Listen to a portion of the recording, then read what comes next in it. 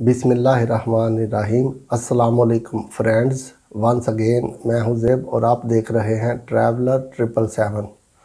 आज मैं आपको साउथ अमेरिका के खूबसूरत कंट्री के बारे में बताऊंगा कि आप उस कंट्री में कैसे जा सकते हैं और आप उस कंट्री का वीज़ा कैसे अप्लाई कर सकते हैं। तो बेसिकली इस कंट्री का नाम है पैराग्वाई।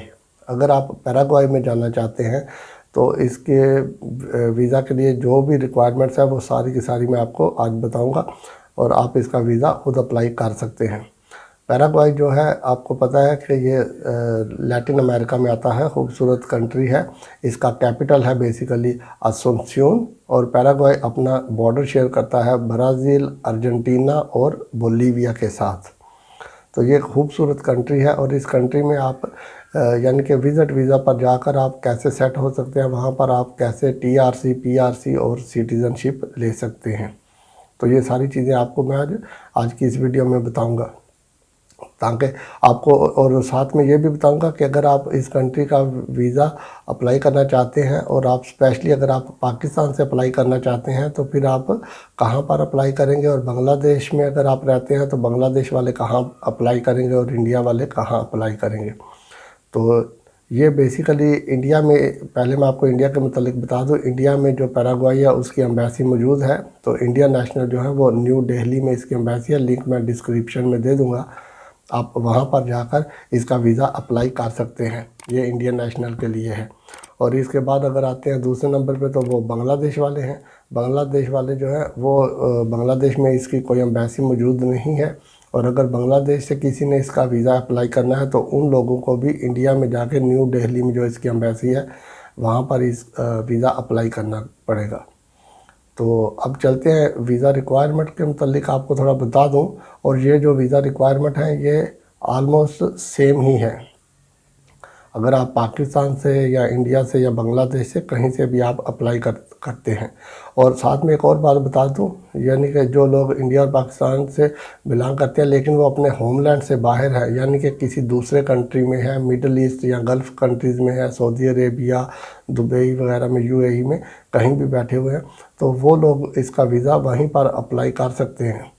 यानी कि उन कंट्रीज़ में उनके पास ये फैसिलिटी है कि वो सऊदी अरब में इसकी एम्बेसी है वहाँ पर वीज़ा अप्लाई कर लें, और यूएई में वाले जो है वो वहीं पर इसका वीज़ा अप्लाई कर सकते हैं। तो इसके वीज़ा की जो बेसिकली रिक्वायरमेंट्स हैं पहले मैं वो बता दूं, फिर आपको आगे टीआरसी और पीआरसी और सिटीज़नशिप के मुतालिक जाके आपको बताता हूँ।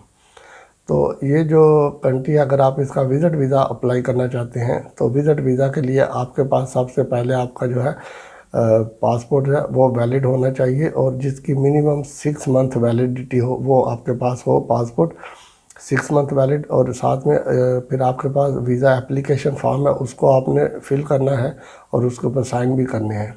और फ़ोटो कापी जो है आपकी, यानी कि अगर आपके पासपोर्ट पर कोई वीज़ा लगा हुआ है तो उसकी फ़ोटो कापी मस्ट साथ में लगानी है, और वीज़ा अगर आपने इस्तेमाल किया नहीं किया तो भी दोनों सूरतों में वो वीज़े की कॉपी जो है साथ में लगानी है, वो चाहे किसी भी कंट्री का वीज़ा हो।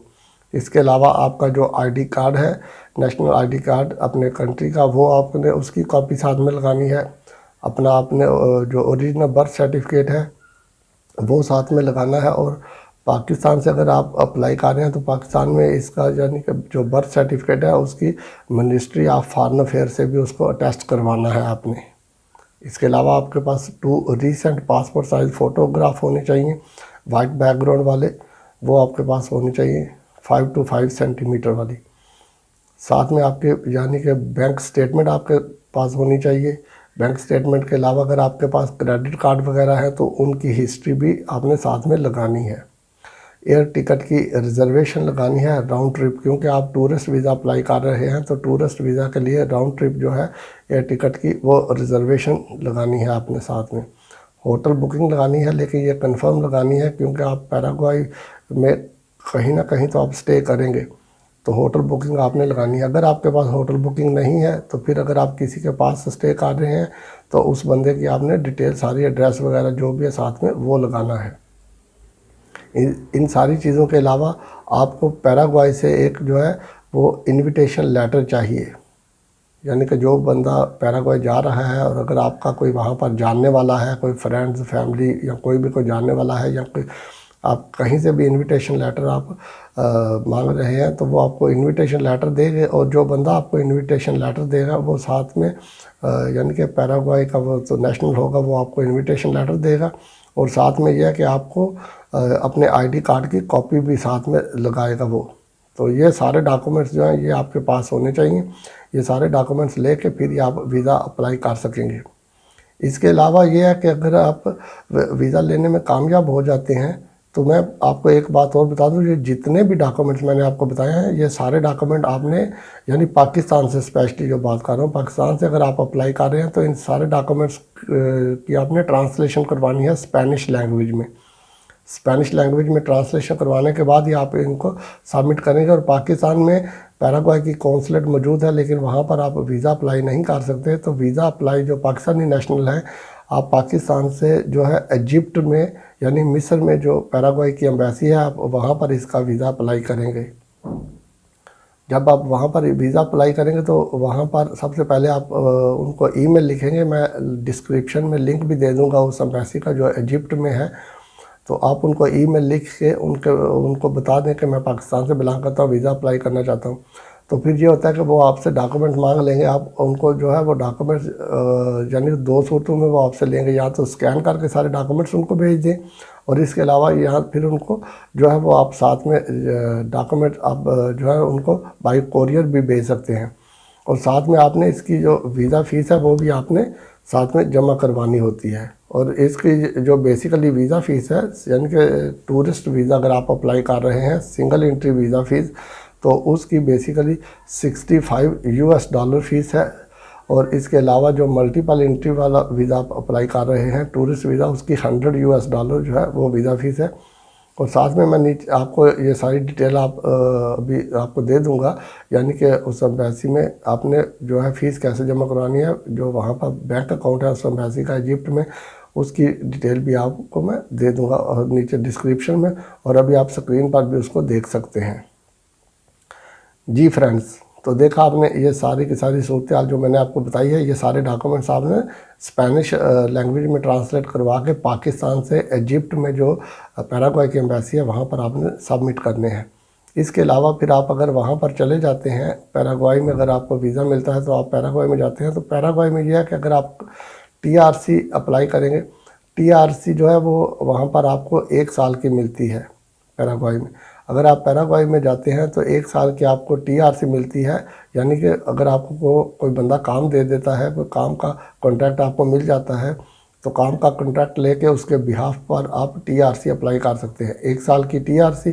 और उसके बाद फिर ये है कि आप 1 साल के बाद आपको दोबारा PR अप्लाई कर सकते हैं वहाँ पर, और PRC आपको वहाँ पर 2 साल के लिए मिलती है।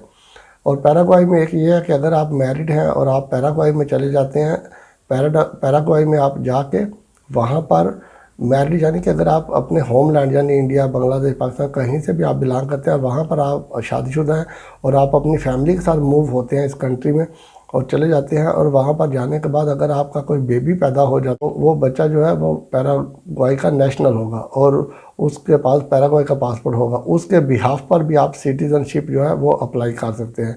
वरना 1 साल पहले आपके पास TRC हो, 2 साल के बाद आप PR लेने के बाद जो है वो वहाँ पर आप फैमिली जो है वो भी सिटीज़नशिप अप्लाई कर सकती हैं।